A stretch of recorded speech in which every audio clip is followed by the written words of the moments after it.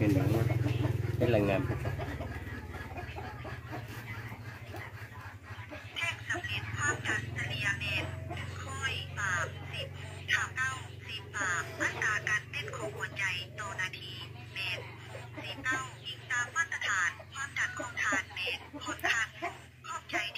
ความดันขึ้นความดันขึ้นอ่ะความดันของทานค่อนข้างสูงมันบอกเลยความดันขึ้นนี่มันเป็นเกี่ยวกับเลือดพวกเลือดคือกันเลือดอ่ะแม่เด็กความเข้มข้นของเลือดเจ้า 93% เม็ดเลือดขาวเจ้าลายเลือดขุ่นเลือดเหนียวนะเข้าใจปะเลือดเขาจะขุ่นแบบเหนียวลายเลือด 93% หัวใจ69มันมีอาการอิดเมื่อยหน่อยนึงบ่ถึงกับเมื่อยหลายเพราะว่าความดันเจ้าขึ้นดิปกตินี่หัวใจนี่ปกติมันก็บอกว่าปกติเด็กผมเสือกไปกวดข่อยผมจะเบิ่งก็ได้มันปกติเนี่ยมันก็คือท่านข่อยมีความดันมันก็จะมีอีกแบบนึงคนเอาธาตุคนเอามันต่างกันนี่บ่คือกันกวดผู้นึงกับแม่นึงกวดผู้นึงกับแม่นึง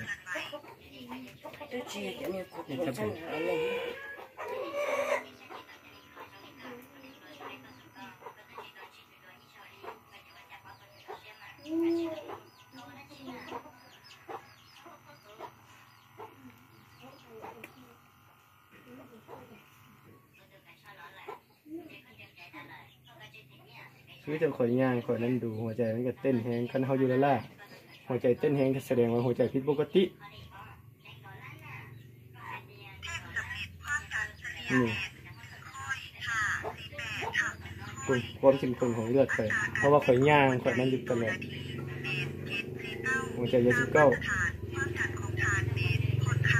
เดี๋ยวความดันขึ้นเพราะว่าข่อยย่างตัวตลอดเจ้าบ่ได้ย่างเลยเจ้าอยู่ละล่ะแสดงว่าห่างไกลเจ้าคนมีปัญหาแล้วเพราะข่อยย่างมาข่อยย่างตากเดือดตากอย่างมาเลยย่างเขาต่างเลยนึงยูล่านี่เขาต่างยูล่ามันบ่คือกันกับคนเฮ็ดเวียกได้สว่าเจ้าเฮ็ดเวียกมาเบิดมือมากวาดมันก็สิพกธรรมดาอันคนอยู่เฮือนละล่ากวาดถือว่าต่างแล้วแม่นเพราะเจ้าอยู่ละล่าเด้เลือดเจ้ามันเลือดข้นเลือดเหนียวหลายตัวนี้มันต้องได้มียาปัวมียาปัวตัวนี้ไอ้เพชรเพชรดูอาจีเลยอันนี้เป็นเครื่องจ่อเลือดนี่เจ้าเคยจ่อเลือดเจ้าเกี่ยวเคยกวดหาท่าน้ำตาลนะเพียวบ่เคยบ่เคยเจ้าอยากลองกวดมาเขาจะกวดให้ลองกวดมึงบอกลองมึงบ่มีพยาธิบ่อยู่ในตัวเฮานี่สิลองกวดตัวอยู่ลูกใช่ก็ตอนเราแต่งตัวเป็นเราหรอกนั่งจะสิก็ตอนนั้นก็เลี้ยงกันก็ตาเอกกิจเลยอยู่ว่าน้าต่างก็ประสงค์chỉ lấy rong chỉ khó cho chơi hết ấy mòก็พอได้เลยรองเนี่ยก็จะต้องมาต่อยสูงตัวนี้เคยปวดเศร้ามาหลายคนแล้วลูกกระเพาะเคยทำประกันมาดี100%พันเจ้าว่าย่านเคยตัวนะจะมีโทรศัพท์มันบ่ถ่ายรูปเคยเมียนถ่ายรูปเมียนเป็นหลักฐานตัวนี้ถ่ายมันโลดผมมันนี่จดตาไปจนโดนนะเนี่ยว่าข่อยขายเจ้าซื้อข่อยมาข่อยจะเอาเบอร์เจ้าเมียนผมมันนี่จดตาไปจนโดนนะเอาเบอร์เจ้าเมียนแล้วนี่ก็ติดต่อจริงจะเป็นติดต่อหามาดีนี่ก็ได้เป็นโฆษณาอีกแม่นเจ้าก็โฆษณาให้ข่อยแต่ยังมือเป็นมือก็ยังขอให้อันมือโฆษณาหอยเป็นchỉ nhặt chỉ nên giống chỉ nên chúng ta to là cái cho nó trên giống chỉ nên đó còn sai nữa อันนี้เจ้าหูบัวว่าเป็นยังไงเล่นได้หรอยังที่ได้แล้วได้หรอตัวนี้อุณหภูมิ30 องศาวันที่18 เดือน 8บอกมันเขียนใส่แม่เนาะมื้อนี้วันที่ยังที่18 เดือน 8วันที่1ที่26มันขึ้นอยู่มงไงนี่บ่คือกันมันว่า16 0.28หมายความว่า 84% นี่แม่นคือว่าเจ้าฮู้บ่เจ้าเป็นหยังค่อยเมื่อยถ้าน้ำตาลเจ้าตกนี่ถ้าน้ำตาลในร่างกายนี่ตกถ้าน้ำตาลในคนเฮานี่ร่างกายคนเฮาบ่คือกันเนี่ยคันถ้าน้ำตาลขึ้นแม่นโรคเบาหวานคันถ้าน้ำตาลตกร่างกายคนเฮาสิเมื่อยสิมีอาการอิดเมื่อยถ้าน้ำตาลตกน่ะอันนี้เจ้าฮู้บ่ว่ามันเป็นเครื่องเจ้าฮู้บ่ว่าเครื่องหยังเครื่องเทศถ้าน้ำตาลตัวนี้น่ะคือถ้าน้ำตาลเจ้ามันตกนี่84นี่มันบ่อยู่ในเกณฑ์ปกติถ้าอยู่ในเกณฑ์ปกติมันสิตกประมาณอยู่110 120หากาย120 130 140 150ขึ้นไปแล้วมันเบาหวานหรือว่า200นี่มันถ้านั้นตอนนี้ผู้ใดก็มีแต่ว่ามันต้องมีบนปกติแต่ต้องมีปกติมีบ่ทุกคนข่อยก็มีอีพ่อนี่ก็มีไผก็มีแต่อันนี้เจ้าทาน้ำตาลตกมักเมื่อยตัวนี้น่ะแม่นถ้าน้ำตาลตกนี่เมื่อยเอาแล้วประมาณได้ปีครึ่งปีนี่แหละมันเป็นยังไงเมื่อยรู้สึกว่ามันเมื่อยมันบ่คือเก่าบ่คือตะกี้เก่านะโอ้ถ้าน้ำตาลจะตกมันก็เมื่อยแหละถ้าน้ำตาลตกก็มีจะกินยาใส่เขามียาป่วยอยู่เด้พวกอิดเมื่อยพวกบำรุงร่างกายกระเพาะเด้กระเพาะนี่เจ้ากินขวดเดียวนี้เจ้าก็เห็นผลกระเพาะเจ้ามันเป็นกระเพาะอันนั้นกระเพาะมันแบบเจ้าเป็นมาจากปีละคำว่าเว้าแนวมันคือโฆษณาอะไรแม่นจากแหละอันเป็นน้อยเท่าแหละเขารู้สึกกระเพาะซ้ำเหื่ออันเป็นมาแต่โดนนะเป็นมาแต่น้อยเป็นมาตอนชิดปลายปีนี่แหละตอนรู้แต่งกันนะอันคำว่าเขาตามรุ่นคือเขาโฆษณาจิตหลังแล้วก็กินข้าวแล้วก็อืดท้องแล้วก็คืออันนี้อันใดอยู่นั่นในโครงนั้นเป็นก้อนอยู่หน่อยเป็นก้อนอยู่แต่ว่าไก่นั้นมาได้ประมาณเวลาเขามีอันเสาปีขึ้นมาบ่รู้สึกว่ามีอันนั้นแหละเพราะว่าตอนนั้นเขากินข้าวกินน้ำเขาก็กินปกติเจ้าเฝ้าปวดเลยเด้อแล้วเขาบ่รู้สึกเลยแต่ว่าเดี๋ยวคอยซื้อเบิ่งอันผู้นี้แล้วเป็นพญาติอันนี้อันประมาณเสาปลายปีนี้ขึ้นมาแล้วรู้สึกว่าเจ็บหัวแล้วมันเจ็บกลางโคนี่อันเจ็บสันหลังขึ้นมาหาโคนี่แล้วว่าเจ็บมาหาหัวฮั่นเบื้องโฆษณาฮั่นก็ทึกอยู่แต่ว่าเดี๋ยวนี้นี่เขาบ่เป็นอย่างนั้นแหละเดี๋ยวนี้เนี่ยละอันเขาไม่ว่าเขาอันหัวเป็นกระเพาะแล้วมันฮ้อนอกฮ้อนกระเพาะอืดกระเพาะยืงเสียบจุกเสียบแน่นฮ้อนขึ้นลิ้นบ่แน่นเขาเป็นก้นไหลย้อนบ่แล้วเขาเฮ็ดบ่ได้เวียกอันเขาบ่ปกติแล้วมันเขาเฮ็ดบ่ได้เวียกอันนั้นแหละกินข้าวแล้วกินข้าวเหนียวก็บ่ได้กินเหล้าเบียร์ก็บ่ได้อันกินเจ้ากินสุดนี้ใส่หวานกินเส้นหลายก็บ่ได้เขาห้ามประกันเขากินสุดนี้ใส่เจ้าดีเลยกินใส่น้ำกับเม็ดระบบกระเพาะพวกกระเพาะอักเสบกระเพาะอืดกระเพาะยังจุกเสียบแน่นกินยังไปก็เจ็บตัวนี้ต่อไปคันจะเป็นโดนมันสิไปตีขึ้นเซตับเจ้าเห็นเจ้ามันตีขึ้นเซตับได้พวกกระเพาะนะกระเพาะอืดกระเพาะยังจุกเสียบแน่นเจ้ากินใส่รสนี่กินสูตรเดียวนี่เศร้าหายขาดน้ำหับประกันตัวนี้นะมันสิดีเนาะเขาหับประกัน100%เจ้าทายเอาหุ้มเขาไว้ก็ได้คันบดีนะเขามี Facebook มีอย่างส่วนตัวให้นี่ข้อมูลเขาก็ว่าเป็นข้อมูลคิดตัวคนจริงใจเขาเสียข้อมูลแท้ให้รถอยู่กันเลยลูกเขาปัวได้บ่ปัวได้ดิเบิ่งมีตัวเฟซแท้ค่อยนี่เบิ่งเขาบน Facebook รถคันรอค่อยตัวนี่บ่อันไม่ว่าเจ้าเปิดขายนี่เห็นเขาปัวดี 100% ลูกค้าเขาหลาย18แห่งทั่วประเทศลาวเขาไปเบิดเมืองหลวงเสียงขวงหลวงพระบางหลวงน้ำทาอย่างเขาไปเบิดคันภาคใต้กับเมืองโขง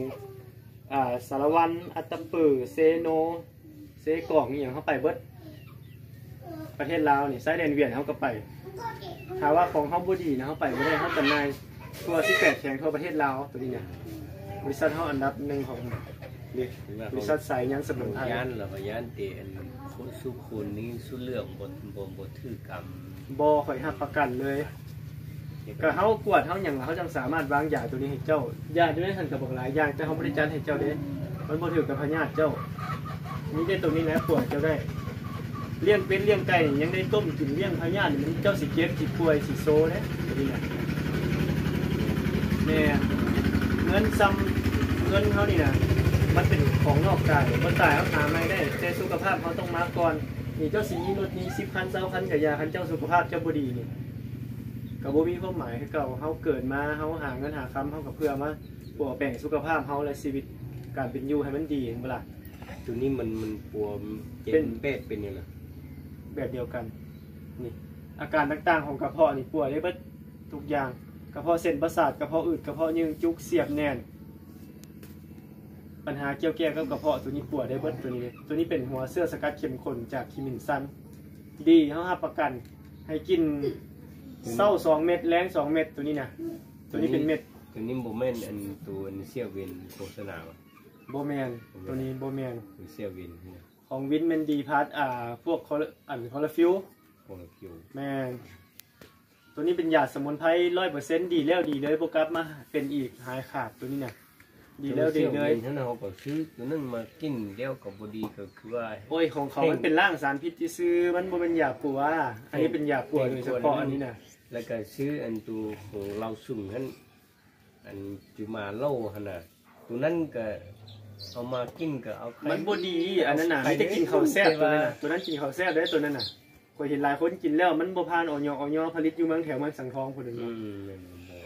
มันยาบ่ผ่านออยของเฮายาผ่านออยเจ้ากินเป็นแนวใดเฮารับผิดชอบเจ้าในระหว่างการกินยาของเฮากินบ่ดีบ่ใครก็โทรหาเฮามาเปลี่ยนตัวยาฟรีทันทีเลยบ่สามารถบ่ได้จ่ายเงินจักกีบเลยตัวนี้5ประกันตัวนี้ถูกต้องตามกฎหมายตัวนี้มีออยนี่เจ้าเบิ่งนี่ mình chỉ chạy sẵn nó chỉ trận cầu xưa เงินแก้วกับสายยัน tôi trình rốt tay นี่ cái จะ này มีลายจะมีอย่างจะมาสแกนไม่ได้มีข้อมูลบริษัทอยู่ในนี้เลยตัวนี้รับประกันถูกต้องตามกฎหมายมีออยตัวนี้ ตัวนี้ราคามัน 2,100 บาท 1,100นี่คือราคาเงินเรานี่เท่าไหร่ตัดกันนะ hôm nay chơi em thay là lúc chơi sao 6,300,000เนาะ bây giờ thay là lúc chơi đó คูณ cái chúng mình còn dây nữa gì nè 2,000 tân sẽ chậm nhiều dầu pháo đi co thì trận đó có chỉ thả xe 1,323,000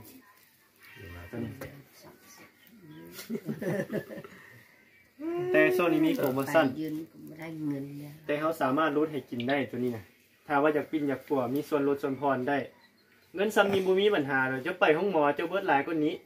เจ้าไปห้องหมอนี่เขาไปกวดไปเซ็ตคือจังข่อยเฮ็ดเจ้านี่เขาเอาแล้ว2-3 แสนนี่แล้วเจ้าก็ใส่น้ำมันลดอีก là sĩ rồi là chỉ rong gì khác thôi เจ้าลองปิ้นลองปัวเบิ่ง ลูกแม่ ข่อยสิเอาเจ้าเป็นแล้วลูกค้าไป เป็นน้ำอ่ะ เป็นชนิดน้ำกินง่ายตัวนี้น่ะ เป็นน้ำเนาะ แม่นตัวนี้มันก็ตกอยู่ 1,200 บาทแล้วตัวนี้น่ะถ้าว่าเจ้าสิเอานี่ข่อยสิลดตัวนี้ให้นี่ข่อยสิเอาเพียงแต่500,000 กีบเพราะว่า 1,000 นึงมัน630,000เขาสิเอาน้ำแต่500,000 กีบตัวนี้น่ะ ตัวนี้มีตัวโฆษณาอยู่ไทย ตัวนี้น่ะยาโฆษณาสุดยอดสมุนไพรอยู่เจ้าเห็นบ่ซ่อง32แล้วก็ซ่องปกสลาวเขาเจ้าเป็นโปรดิวเซอร์ของซ่องลาวน่ะซ่องปกสน่ะวันสิได้โฆษณาในซ่องปกสนายพลทานหนึ่งเพิ่นกินแล้วเพิ่นดีนายพลมากินข้าวเปียกอยู่ห้านกินข้าวเปียกอยู่ห้านแล้วเราเว้าเรื่องเจ็บกระเพาะแล้วเขาเจ้าแนะนำให้เรากินตัวนี้แล้วรสดีแล้วก็เลยได้สปอร์ตโฆษณาอยู่ซ่องปกสเลยเพิ่นจะโฆษณาให้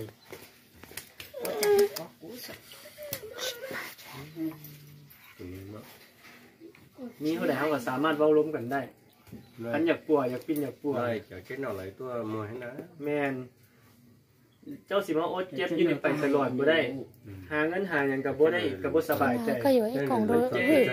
แสบเจ็บขึ้น cái đó nó lụt sao phải cho này หรอเดี๋ยวไอ้ฉันเราก็ lâu sẽ nó phết เรา sẽ ก็ này สนาอยู่ไอ้กล่องดู ยกต่อปินปัวรถเจ้าสปอยเจ้าเป็นโดดเจ้ามันหนุนใส่ตับเจ้าละมีปัญหาต่อไปเจ้าก็คิวเรื่องเป็นใส่ตับเจ้าน่ะเจ้ายังกำลังซ้ำนี้กำลังหาเงินหาคำได้ดี เจ้าซื้อกินรถเงินซ้ำนี้บ่มีปัญหาสำหรับเจ้าดอกเอาปัวเบิดหลายก็นี่ท่ามันเป็นกระเพาะนี่ท่ามันซ่อนนี่ถ้ากระเพาะซ่อนนี่ปัวผู้เศร้าเด้มันเป็นกระเพาะซ่อน เขาเป็นยิงเพราะว่า อันเป็นทำหมกเพราะว่าก ระเพาะซ่อนแล้วปัวผู้เศร้า ปัวบดีเลย ท่านกระเพาะซ่อน ว่าหนูอยากเจอละนั่นนะฉันบอกปัวอะไรก็ได้ ตัวนี้ไว้ห้าประกันตัวนี้นะ โอ้เจ๊ ปัวบดีแล้วประกันทำหมกผมว่าปัวบดีกับปัวน่ะมีแต่ซ้ำเหือเพราะว่า หลายคนกินดีเลย จะกินเทติชอนหา คนนี้เราแห่งเอาหลาย แล้วจะให้น้องเซ็กเดี๋ยวกาตัวตี แล้วแต่พญาติเดี๋ยวคันพญาติหลายก็จัดให้หลาย กาตัวเหนียวตัวเหนียว คนส่วนพาเขานี่กินหลายเด้เด้แล้วเป็นกระเพาะเป็นคือเจ้านี่ตัวนี้น่ะ ใช้ตัวเหนียวการนู้นใช้ตัว ก็ดีมากเลยว่ะ นี่ก็เป็นกระเพาะ ตัวเหนียวก็เลยว่า เรากินข้าวกินไปแล้วก็เจ็บกินแล้วก็ห้ากออกกินแล้วก็ห้ากออกตัวเนี้ยแล้วก็ดี แล้วก็กินดีพี่ตัวนี้แห้งหลายผู้เสือแดง หรือว่าอีลั่นหรือว่า เป็นกระเพาะแล้วก็มีเบาหวานพร้อมเนี่ย ก็มือด้านนี้ แล้วก็ได้กินหลายกล่อง ก็ไปก่อนเล่นเธอตุ๊ดเจ้าแล้วก็ อันนี้มันแบบนี้มันปัวหลายอย่างสมัครเขา โบแมนมันเน้นปวดกระเพาะโดยเฉพาะตัวนี้นะกระเพาะเนี่ยแล้วก็ที่ว่าคันตาเจ้ามัวมันกับซอยปวดตาเจ้าได้บำรุงบักไข่หลังบำรุงเจ้านะถือว่าเจ้าขี่รถทางไก่เจ้ามักปวดหลังเจ็บเอวมันก็ดีบักไข่หลังระบบบักไข่หลังเจ้า แล้วก็อันนี้ดิ อันนี้ระบบเส้นประสาทปลายตีนมักจะมักเหมือนซาปลายตีนปลายมือสิมันก็ดีตัวนี้เนี่ยคนกินดีหลายตัวนี้เนี่ยมันเป็นยาสมุนไพร มันเป็นหลายอย่างสมัคร ตัวนี้รักษาปลายประสาทโรคกระเพาะแค่มันเน้นกระเพาะยาตัวนี้เน้นตัวกระเพาะเจ้ากินใส่กับตุ่มเม็ดนี่เศร้า2 เม็ดแรง2 เม็ดตัวนี้นะแล้วตัวนี้ก็กิน20 cc เศร้าเจาะแรงเจาะ bên thầy có một cái cũng tốt số tiền của dung luôn của bên thầy มันมีจอดอยู่ในนี่ ไม่ขาดเลยกูเท่าเพื่อเชื่อนะ มันมีจอดอยู่ในนี่ให้กินเทละ20 cc เศร้าเจาะแรงเจาะเจ้าดีเลยเจ้าที่โทรหาคอยรถแบบนั้นน่ะ โอ้ยคันดีนี่เป็นสีได้นามเท่ คันเขาปวดดีเขาอย่าลืมเลยเขามาหาต้มไก่ให้เขากิน คนดีนี่คือเอาไปซื้อยาอยู่ เอาเจ้าเบิดหลายเจ้ายังเบิดมาพอแหงแล้วเจ้ามาซื้อกินคันเจ้าดีเดี๋ยวเจ้าก็กินตัวนี้น่ะตัวนี้อย่าอยู่น้ำเขาพญาติอยู่น้ำเจ้าเลยถ้าเจ้าอยากเศร้าเจ้าก็กินตัวนี้คันเขาปว ไม่ ด ได้เนี่ยติกูต้องไม่ขาดแต่ว่า คันปวดเศร้านี่คันปวดเศร้าต้มไก่เขากินเด้คันเขามาเนี่ย แต่ว่าดีนี่มาใกล้เลย ตัวเขาหับประกัน100%ตัวนี้นะเขาก็อยากได้ลูกค้าเท่ากันแม่นกินดีให้กับโฆษณาให้เขาพร้อมตัวนี้ ขันดีถ้าว่าตัวใกล้ถึงมูก็ โอ้ยนี่ว่าคนเราว่าขักเลยเนาะเอาตัวมูก็ได้เนาะมันนี่เนาะอีพ่อนี่อันนี้ลูกชายอีพ่อวะโอ้เขาดีใจนะในครอบครัวพ่อมอย่าปิ้งอย่ากลัวผู้อื่นนี่ห้ายกันชีวิตคนเขาอีกนะเงินส่วน100 ล้านเนี่ยเขาเป็นอย่างมาปัวกันโบเซาอีพ่อ ไม่ทันกับอะไรนะ เงินส่วน100 ล้านนี่ปัวกันโบเซาเขาเป็นอย่างมาเนี่ยเฝ้า ก็ ปัว จะ เลย เสียจอประตันให้ลองขอให้หรอ ไม่คงชัวร์ อาจิ นี่ชัวร์กูต้องช่วยไอ้กับพ่อตีเขา ก็ชอบเนื้อ thì hắn cho cái nó khai có ขาด chỉ cho lúc con lúc cùng lúc lo tuổi เดี๋ยวนะรู้ตรงนี้รู้ตรงนะสิเข้มไหมยัดดีหมดตรงนะ tuổi chắc เขาหับประกันสุดนี้เห็นผล100%เขาเสียเอาเบอร์โทรเอาเฟซเอาไลน์อย่างไว้ให้กินเป็นยังไงแล้วโทรหา ถ้าว่าบ่ดีเห็นบ่มาหาเฮาเนี่ยมากวดมาเซ็กเฮาเปลี่ยนตัวอย่างให้ใหม่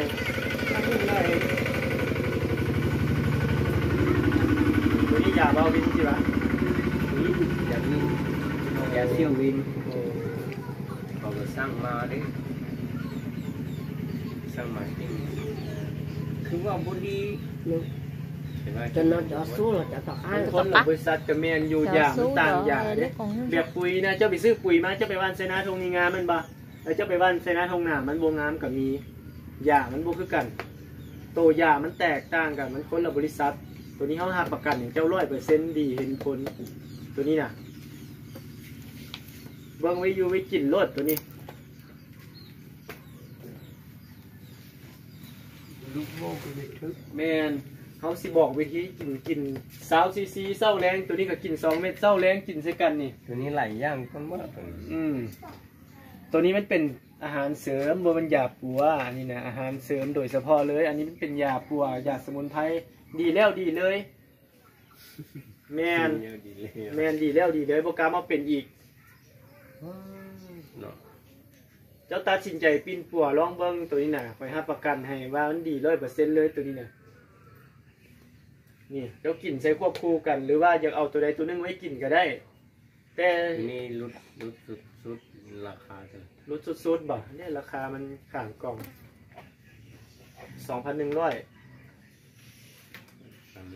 100เขารุดให้รุด100ฮะ หรือว่า nó cho con nó hậu nữa มีเท่าไหร่ก็เว้าล้มกับเฮาคันเด็กใหญ่เฮารุดให้นะ ít còn cua ít còn cua xưa thì cho hậu xưa เอาจริงๆซะเขาตัดปัญหาให้ ôn chỉ พันหนึ cho งมัน nó ตกอยู่ quạ 630,000มันบ่เขาบ่เอาเขาบ่เอาฮอดพุ่นก็ได้เขาเอาแต่ล้านหนึงแล้วก็พอธรรมดามันตกอยู่ล้านปลายเด้hát xịn một gai mà เอาสุดๆไปเขาเอาน้ำ800,000เขาสิลองปินลองปัวเอากันเบิ่ง ปีกายนี่ก็มีทุนมา แต่ตัวนี้เขาหาประกันท้ายเอาหน้าเขาไว้รถเอา Facebook เอาส่วนตัวไว้ ทุนนึงก็มา ยินบ่ตัวนี้เขากล้ารับประกันเขาเอาน้ำแต่800,000กีบ นั้นแต่ว่าคือว่าสุดท้ายเราสิเมื่อแล้วว่าเขากินดีเลยเพื่อโฆษณาแต่ส่วนนั้นเขายังกินนี่ร้อนเลยยังแจ้งผมหมดเลย แมนตัวนี้เขาเอาน้ำแต่800,000กีบเขาต้องซอยไปต่างปิ้นต่างกลัว ผมก็เอาเรารู้คือ5 เซนคำว่า5 เซนน่าไปทั้งโฆษณาด้วยเราไม่มีเงินเลยถึงก็เอาต่างเขาไปบยุทธ์บเศร้ากับ ต่างเป็นทักเป็นแพงไปเอาน้ำแต่800,000ไปต่างให้โฆษณากินดีกินใครแล้วโฆษณาให้เขาบ่หักบ่แพงเขาบ่รู้ให้เด้บ่มีเงินนะก็ลดให้กันยังหมู่เมื่อเดือนยัง10 ล้านสั้นมีเท่าใดเว้าซื่อๆกับเฮาไปเอาความจริงใจกันมีเท่าใดเฮาสิลองเบิ่งคะแนนเฮาแล้วเฮาสิรู้ให้ 5 เซนแล้วเดี๋ยวเฮาลองกินเบิ่ง10เขาเข้าเบิ่ง10เบิ่งคะแนนลองกินดีบ่หรือบ่ดีเพราะว่าตะกอเลยซุมือนี่แหละ7 ซุมือ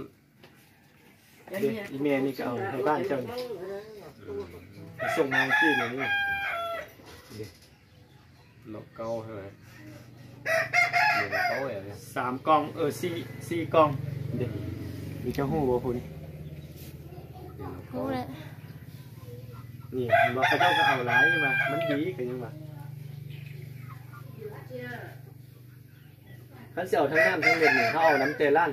2ตัวนี้มัน1,200เขาต้องรู้ให้เอาเบิร์ดนี่ล้าน2เจ้ากินทั้งน้ำให้มันเจ้าดีเลยดีแล้วดีเลยเอาแต่ตัวนี้ยังเป็นล้านปลายละบ่ได้เด้ตัวนี้เขาต้องรู้ให้เอาตัวนี้เขาก็รู้ให้น้ำ800,000แล้วก็ไล่ตัวนี้เสเลยเป็นล้าน2ตัวนี้มันก็มีแต่ถือเท่าไหร่เขารู้ให้เจ้าบอกล่าแหละเจ้าไปหาซอกซื้อใส่บ่ได้ตัวนี้ เจ้ากินเป็นสูตรนี้เจ้าสิดีไว้เห็นผลไว้ มีจักรเม็ดอยู่เนาะอันนี้เนาะ ตัวนี้60 เม็ดตัวนี้นะ คิดนะเออบ รรจุ60 แคปซูล คือทุกคนเราอันใบต้นไม้ เราตกลงนะเขาสิบอกวิธีกินเอาน้ำล้านซองหั่นละได้ทั้งเม็ดทั้งน้ำโอ้ยเว้าคือบ่เสี่ยวเว้าคือตลอดคนบ่มีเงินว่าซั่นมีรถใหญ่ขี่ รถนี่รถที่ไอ้ เนาะสิบอกวิธีกินนะเอาน้ำเตล้านซองหั่นละไป บ่มีเงินนะ เอาน้ำเตล้านซองไป บ่ยังบ่ได้อยู่เลยเป็นหนี้ได้บ่ เอาจังสิบ่อยากเป็นหนี้เป็นสินบ่เขาสิเอาน้ำเตล้านเดียวพอไปเขาสิต่างซอยไป ร้านเดียวก็บ่มีเงินนะเดี๋ยวนี้น่ะเมื่อวานนี้ไปซื้อเครื่องนังกินหมดยังประมาณ500,000นี่บ่ ไปเขาสิบอกวิธีกินเนาะ ยังประมาณ500,000นี่แหละซื้อเครื่องนังกินหมด เขาสิบอกวิธีกินเด้อกินรวดเงินสมัยสนึงจะได้ผัวเบิดหลาย ทอจะก็ไรเยอะ เขาสิบอกวิธีกินเป็นซีน้ำนี่จอดไว้นี่กินง่ายถ้าที่ตัวแบบเซาเนี่ยบ่กินบ่กลัวเฮือบ่เซาเดี๋ยวให้เบิ่งนี่จอกเลยนี่เลย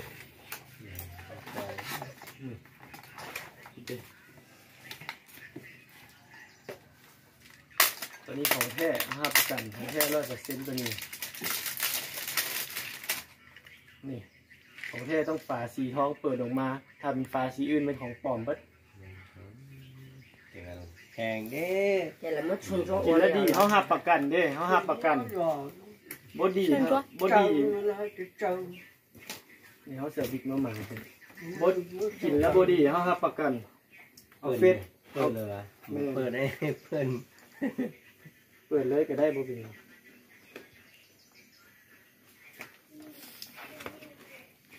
ถ้าอย่างนี้ เด้ไปกินได้20 cc แกคุณก็เท่นเอา บ่ตัวนี้แพทย์ลงตรวจสอบตลอด แพทย์เขาลงบริษัทตลอดถ้าเอายาเสียคุณมาเขาภาษีเขาปรับใหม่เลยเขาใหม่เขาอยากเสียภาษีเลยค่ะมาเด้อเพิ่นเด้ ถ้าทานนี่จ้า เด้กินเพื่อเครื่องจอกเศร้าแรงตัวนี้ไงกินเมื่อเครื่องจอกเศร้าแรงนี่ก่อนเขาจะกินเขาสั่นขวดก่อนเขาสั่นขวดมือก่อนแล้วกินใส่พวกเป็นยัง อันเดียวนะเขามาเขาสร้างเจ ก็ใช่ตายหรอ เขาเอาแต่หัวนี้ เปิดไปสวย ลองกินบ่รู้ว่าเป็นยัง เต็มตาเจ๊เชียว กินแล้วก็ดีรวด ยังบ่ดีนะ ดีเขาหับประกันกินรวดตัวนี้นะ เต็มตาเจ๊เดี๋ยวจ้าเนาะ เอาลองกินเบิ่งก่อน เต็มตาเจ๊ไหล กินรวดบ่เป็นยัง ใส่เอหรอตายหรอ ดี ก็อยู่ห้องเตาได้ที่ก็เตาถามจ้านะ บ่ต้องดมแม่เจ้ากินมื้อบ่เดียวรวดยาดีนะ ใช่หรอ โอ้ย ใช่หรอ เพื่อนเลย ยาดีตัวนี้เจ้ากินรวดกินยาเจ้าไปดมเบิ่งมันเจ้ากินมาเดียวรวด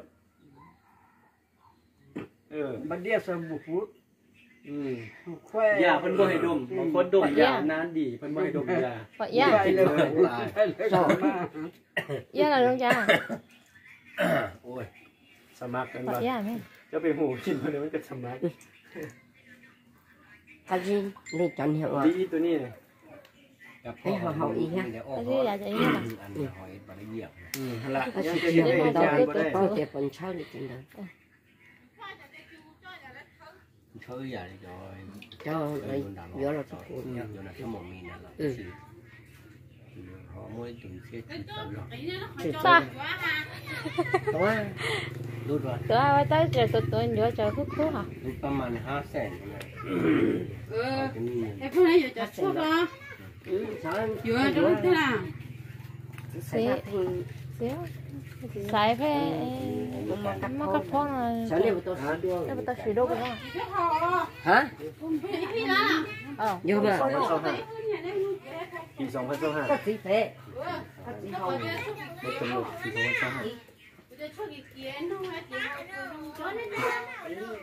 ไอ้เฮาปุยลงเออ 怎么放了这干脸了？ เขาเจ้าไม่เห็นอย่างมาบดเต้าหู้อ่ะไม่เห็นเต้าหู้อ่ะ 你自己好，哎，你自己好。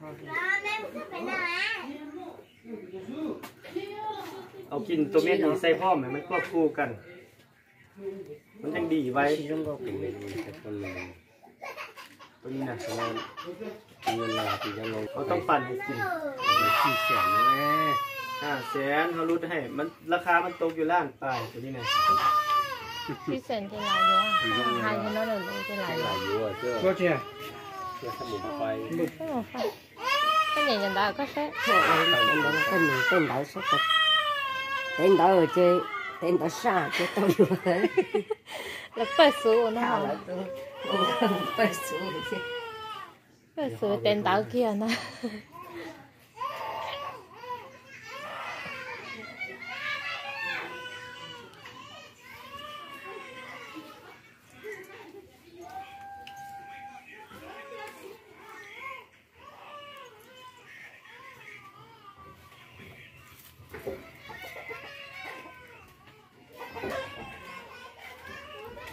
你是不主要是经济，这根本不是动电子啊， น้องเลยก็ใช้ทางตรงเป้า 根本不是动电子的，很多的 ขายโจ้ได้ทีได้กิโลเลย 鸡肉回来，还有点肉的太难吃了。 คำว่าดีนี่เขาจะนานนานจริง ดี เบอร์โทรก็มีแล้ว มีวอทแอปเอาวอทแอปไว้ก็ได้ ทางบริเวณบ่อย บ่ได้เล่น อาเดตตลอด เฮ้ย โอ้ อาเดตตลอด มันก็ไม่ทอนนะ หรือว่าโยวินต้องนอนตลอด4 ฮะจะชิมมาจอหรือผมนอนที่โยวินต้องนอนอยู่ที่เขาบอกถึงฮะ 这个很到老也很闹了。哦，那种就是说你本来不是哪行来呀？我们在做，我不是哪去有在哪，有包有在。 ลูกสาวที่เหนือ 我们是他。 จะไปห้างขบพิมพ์ใช้เงิน10 ล้าน บ่ดี ได้10 กองตรงนี้ได้10 กองตรงนั้น มากินได้5 เดือน ยาบริษัทได้ เชียมบริษัท ยาบริษัทได้ เฉียดไปเลย อันละบริษัทได้มันมีหลายบริษัทได้อย่างนี่อันนี้กับบริษัทหนึ่งมันมีหลายบริษัท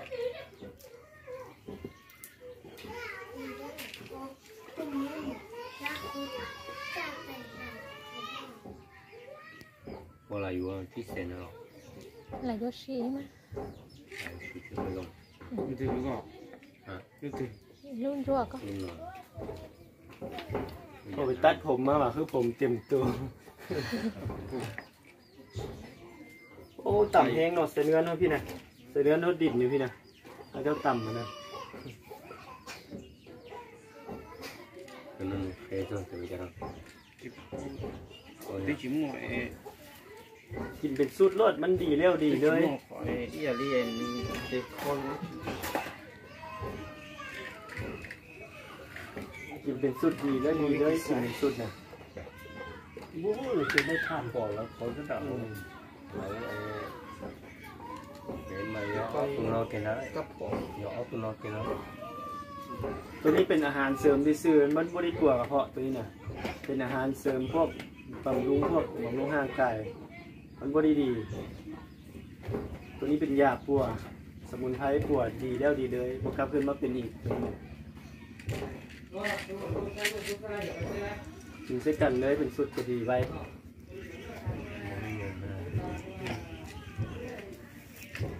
มาเข่งเท่าไหร่ Tụi tao cũng dùng con này เอาเลยจะพี่นะ sạch ตั tay ว đi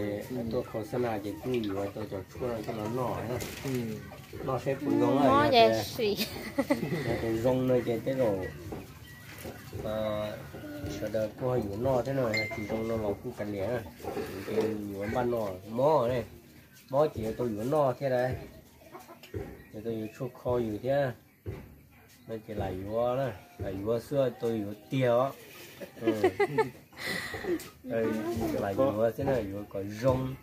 xếp của rong này rồi rong kia mà ô không được thế đấy yếu à vậy có rong chứ à yếu à กินอันนี้ xe xả một cái rong kia thế này tôi có một cái con này thì nhớ đâu rồi không nhớ rong vậy chậu kia tụi tí lâu tụi nó tan thà คำว่าดีเนี่ยเขาสินำเด้อ เนี่ย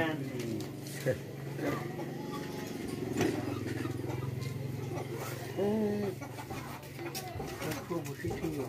เฮ้ยเอ้ยพี่ใหญ่ได้กินไหม พอเท่าเป็นพวกบางยาตาไม่กินของพอเท่า ยิ้มเหมือนเงี้ยยิ้มเหมือนเงี้ย กินนั่นมันมีมันมือย าดีลงข่าวก็มี ก่อนแล้ว có cái thò อันนี้มันทอด nó thon thò bữa ta nó nhỏ thon nữa giờ có giờ đó thì giờ mấy vụ á อันนี้กินเต้าสวยแรงมา คันเจ้าอยู่เฮือนคันเจ้าอยู่เฮือนปกติให้กินเศร้าสวยแรงคันเจ้าสวยจะไปเวียกจะเอายาไปบ้านสินะให้กินแต่เศร้าแรงกินข้าวก็กินยา เขาคงจะยาก แน่นอันนี้เศร้าหนึ่งจอกแรงหนึ่งจอกตัวนี้นี่กินเศร้าซีอันนี้ให้ กิน กิน ยาก้นบ่อ กินข้าวก็จะกินยา เขาก็จะมียา อันนี้คอยเห็นเจ้าร้องกินซื่อเพราะว่าเจ้ากินข้าวสวยแล้วที่ยังบอกgiờ đây có เป็น con ยัง nó เพราะ sách เขาร้อง cho กิน nó ha ซื่อ con sách cho nó vừa thứ con คือว่ายาดีก็พูดเลยเขาว่ากินก้น ni này cũng hú quá อันนี้เจ้าแบ่งซื้อเป็นเม็ดมาเขาแบ่งขายให้ เป็นกินบ่เป็นซื้อได้บ่ผู้กิน เขาก็ว่ายาดีก็พูด อันนี้ซื้อน้ำบริษัทคือซื้ออยู่ใส่ บริษัทเขามาโฆษณา จาก มี โฆ โท ษ ร ณา มีเท่าชื่อ เขาแบ่งขายให้มันคนละอย่าง เป็นกินบ่ผู้กิน เดี๋ยวพวกคือกันนะตัวนี้ก็ดมไหมตัวนี้หอมเด้ตัวนี้ ตัวนี้เจ้าก็ฮู้วะ เขาโบหูเขาเบิ่งเม็ดยาเขาโบหู ช่วยก็เช็คอยู่แล้วที่เราอยากไปตรงนั้นมันlấy mất tí luôn rồi cho nó uống đấy nhở hiểu không ตัวโนตาน à mà có sẽ lấy mất tí để nó giang chua nó cho เดี๋ยว uống ไม่เท่ามีเงินอยู่เป็นตัวลูก chỉ cái xe มีเงินยังขีดตัวนี่ cái บ่ xe thì nó cái xe thì nó ไม่เท่าอุป để ไป rong ยิ giả ง này มา เวลาเขาว่า